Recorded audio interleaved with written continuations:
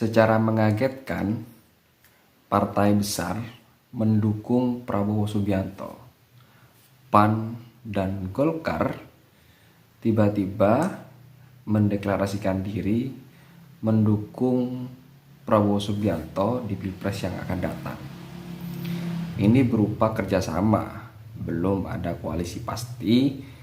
Ya, sejauh masih belum bersama-sama berjalan ke KPU untuk daftar dukungan. Tapi yang jelas ini sebagai tanda bahwa Prabowo Subianto ini dianggap sebagai capres yang paling bisa atau mampu membawa Indonesia ke arah yang lebih baik. Paling tidak yang paling mampu meneruskan legasi Pak Jokowi. Nah, setelah dukungan atau deklarasi dua parpol besar ini, ada respon dari kubu sebelah. Kelompoknya Anies sama sekali tidak memberikan respon apa-apa. Mungkin mereka ya menganggap itu hal biasa. Jadi koalisi dalam pertarungan pilpres, pileg dan lain sebagainya, mungkin kelompok Anies menganggap hal biasa. Dan ya tidak perlu ditanggapi secara serius. Terus kemudian mereka lebih memilih untuk terus mensolidkan koalisinya daripada harus merespon yang saat ini sedang mungkin sedang bermesra-mesranya ya, karena baru koalisi, baru menyamakan persepsi dan baru deklarasi. Tapi ada yang kepanasan, ada kelompok yang kepanasan, yaitu golongan dari pendukung Ganjar Pranowo. Mereka menganggap bahwa ya macam-macam ya. Denny Siregar mengatakan bahwa ambisi untuk berkuasa. Jadi Prabowo dianggap sebagai capres yang ambisi untuk berkuasa. Semua capres saya pikir berambisi untuk berkuasa. Kalau mereka tidak punya ambisi untuk berkuasa, ya jangan menjadi capres. Ya kira-kira demikianlah. Hanya saja pola pengemasannya mungkin berbeda, pola komunikasinya mungkin berbeda. Kalau Pak Jokowi, kalau Pak Prabowo, kata Gus Dur itu orang paling ikhlas. Makanya dia kemudian bicara apa adanya.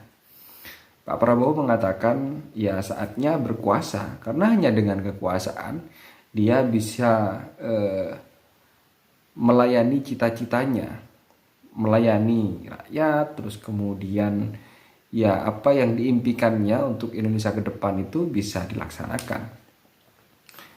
Ya mungkin ya dengan bahasa yang sejujur-jujurnya oleh Pak Prabowo, yaitu berkuasa. Tapi ada juga yang mengatakan saya ingin melayani rakyat, saya ingin menjadi pendamping rakyat. Yang intinya mereka sama-sama ingin berkuasa, hanya saja pola komunikasinya saja yang tidak sama. Kalau kemudian tidak ingin berkuasa, ya jangan mencapreskan. Mundur saja jadi capres. Kan begitu. Lalu kemudian ada yang meresponnya. Nah, ini dari Said Abdullah, bahwa mereka sudah terbiasa dikeroyok. Ini kok tiba-tiba mereka membangun narasi dikeroyok. Sudah terbiasa dikeroyok. Padahal kalau kita lihat siapa yang sekarang sedang berkuasa. Yang sekarang sedang berkuasa, penguasa parlemen, yaitu PDIP. Keliru kalau kemudian mereka memposisikan diri sebagai kelompok yang dikeroyok. Harusnya dia yang mengeroyok, karena posisinya dia sebagai penguasa.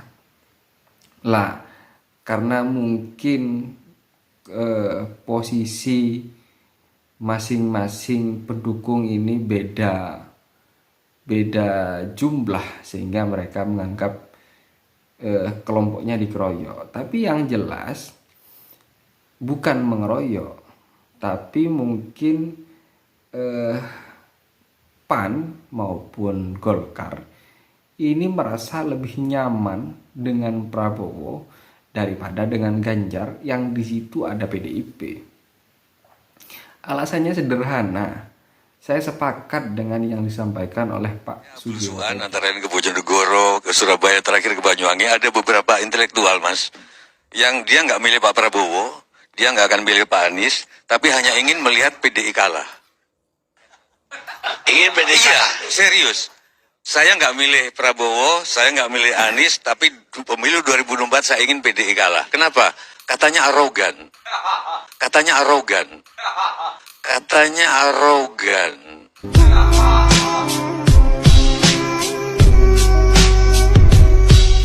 Bahwa